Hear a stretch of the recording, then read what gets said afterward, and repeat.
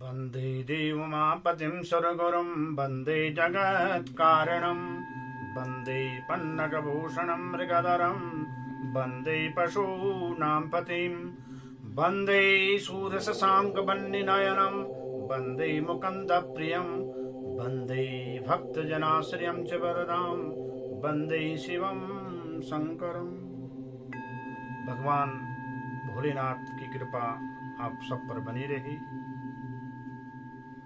जैसे कि आप सबको विदित है, इस बार जो शिवरात्रि का महापर्व है 26 फरवरी 2025 दिन बुधवार के दिन पड़ रहा है और सनातन धर्म में शैव भक्तों के लिए महाशिवरात्रि का पर्व बहुत ही उत्तम माना जाता है।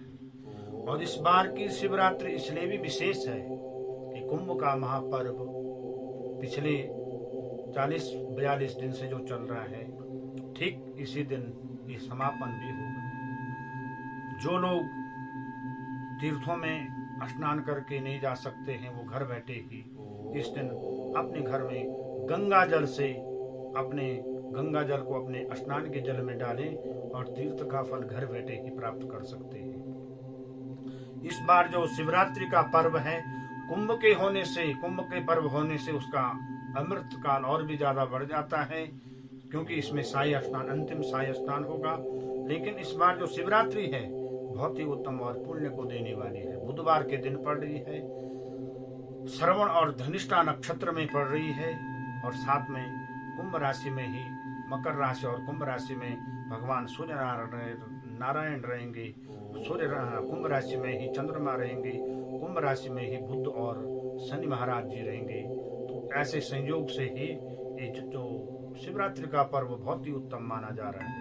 तो इस बार जो शिवरात्रि के पर्व में जो आ रहा है कि शिवरात्रि के पर्व में विशेष रूप से अमृत काल जो सुबह से ही होगा, 5 बजे से प्रारंभ हो जाएगा और उसके बाद ठीक करीब 9 बजे तक इसका अमृत काल होगा। यानी जो लोग सुबह पूजा कर सकते हैं, ब्रह्म मुहूर्त से में स्नान करें प्रातः 4 बजे और फिर 5 बजे से ही भगवान भोलेनाथ की पूजा शुरू हो जाएगी और फिर अपराह्न 11 बजे से लेकर के 12 बजे तक भी, 12:30 बजे तक भी इस पूजा को कर सकते हैं। तो प्रातः काल शिव का अभिषेक करने के लिए, रुद्राभिषेक करने के लिए ये शुभ समय है। और उसके पश्चात जो रात्रि का जो 4 पहर का जो मुहूर्त है, 6:36 से लेकर के 9:46 तक ये प्रथम पहर की पूजा है और द्वितीय पहर की पूजा 9:47 से लेकर के 1:03 तक रहेगी। और फिर रात्रि की जो तीसरे पहर की पूजा है 1:04 से लेकर के 4:20 तक रहेगी और अंतिम पहर की जो पूजा है 4:21 से लेकर के 6:50 तक रहेगी। ये चारों पहर की पूजा है और उसमें पारण का जो समय है सुबह 6:48 से लेकर के 8:55 तक रहेगा। ये पारण का समय है 27 फरवरी को। और उसमें भी जो 26 तारीख को निषिद्ध काल है वो रात्रि 12:09 से लेकर के 12:59 तक, यानी कि 12 से लेकर के 1 बजे का जो टाइम है वो निषिद्ध काल है। ये जो सबसे उत्तम काल है, इसमें मंत्र जाप का जो महामृत्युंजय जाप है, ओम नमः शिवाय का है, भगवान के जो नाम का उच्चारण करेंगे उनके समस्त मनोकामनाएं पूर्ण हो जाएंगी।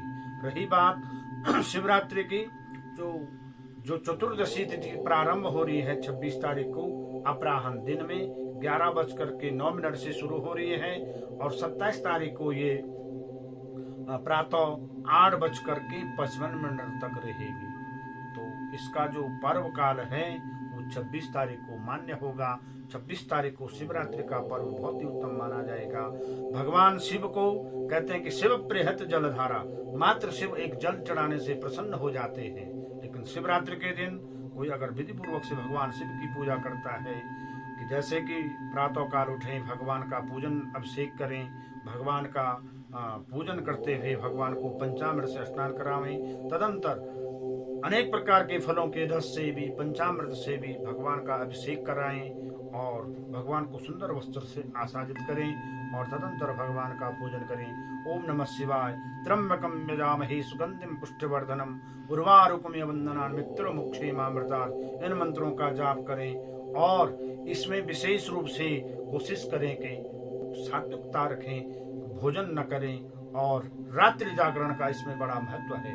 4 पहर की पूजा के पश्चात प्रातः काल जो 8:55 तक का समय है, उसी अवधि में पारण भी करें और हवन करें और तदंतर जब पारण के पश्चात ब्राह्मणों को, याचकों को दान दक्षिणा देकर के अपना व्रत को लें। शिवरात्रि जो सबसे उत्तम रात्रि मानी गई है, जैसे कि दुर्गा सप्तशती में मंत्र आता है कि काल रात्रि, महारात्रि, महोरात्रि च दारुणम।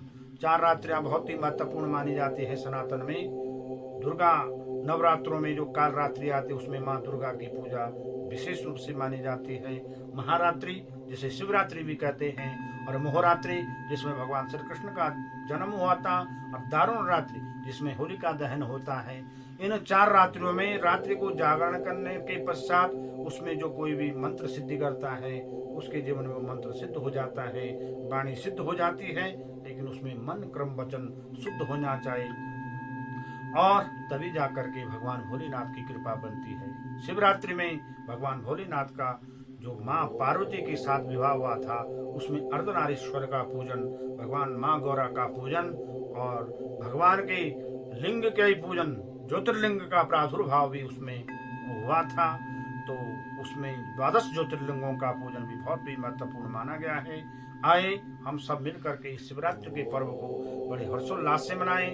12 ज्योतिर्लिंगों का पूजन, भगवान भोलेनाथ का पूजन और विधि पूर्वक से इसमें भगवान को अनेक प्रकार के फूलों का, फलों का भोग लगा करके भगवान को बिल्व पत्र, भांग, धतूरा, शमी पत्र, आक के पत्ते जो भी अपने सामर्थ्य के अनुसार हो उनको भगवान को अर्पण करें। अगर कुछ भी नहीं है, भगवान को एकमात्र जल अर्पण करने से भगवान भोलेनाथ प्रसन्न हो जाते हैं। आए और साथ में आपको एक और बात बता दूं, मैं हमारे श्री राधा कृष्ण मंदिर में इस बार 8वां शिव विवाह हो रहा है, शिव पार्वती विवाह हो रहा है। तो इस विवाह का आयोजन 25 तारीख से ही प्रारंभ हो जाएगा, जिसमें भगवान भोलेनाथ और माँ पार्वती का हल्दी का कार्यक्रम प्रारंभ हो जाएगा उसमें।